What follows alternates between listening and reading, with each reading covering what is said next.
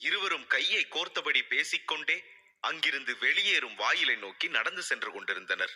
கூட்டத்தில் நின்று கொண்டிருந்த சூரியோதயன் கோபத்துடன் இருவரையும் பார்த்து கொண்டிருந்தான். அவன் முகம் கோபத்தால் சிவந்திருந்தது. கை முஷ்டியை வலுவாக இறுக்கியதால் அவனுக்கு அருகில் நின்றவர்களுக்கு கூட அவன் கையில் எலும்பு முறிவது போன்ற சத்தம் கேட்டது. டேய் சமரா, ஒரு மாசத்துக்கு அப்புறம் நடக்க போற இந்திர விழாவில உன்னை என்ன பண்றேன் பாருடா. என் கையில எலும்பு முறிகிற சத்தம் கேட்கிற மாதிரி உன்னோட உடம்புல இருந்து எலும்பு முறிகிற சத்தத்தை கேட்க வைக்கிறேன்டா. உன்னோட எலும்புகளை அடிச்சு நொறுக்கிறேன்டா.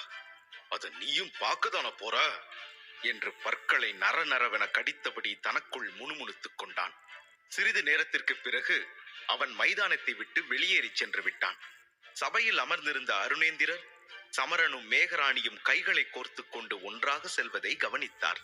நெற்றியில் ஒரு கவலையின் ரேகையும் கண்களில் குழப்பமும் இருந்தது. சமரனும் மேகராணியும் ஒருவரை ஒருவர் காதலித்துக் கொண்டிருக்கிறார்களா என்ற சந்தேகம் அவரை ஆழமான சிந்தனைக்குள் மூழ்கடித்தது. இவங்க ரெண்டு பேரும் கை கோத்துட்டு நடந்து போறதை பார்க்கும்போது இந்த ஊர் மக்களை போல எனக்கும் இவங்க ரெண்டு பேரும் காதலர்கள் தான் தோணுது. கடவுளே, என்னோட சந்தேகம் உண்மையா இருந்துடக்கூடாது. இது மட்டும் நடக்கவே கூடாது.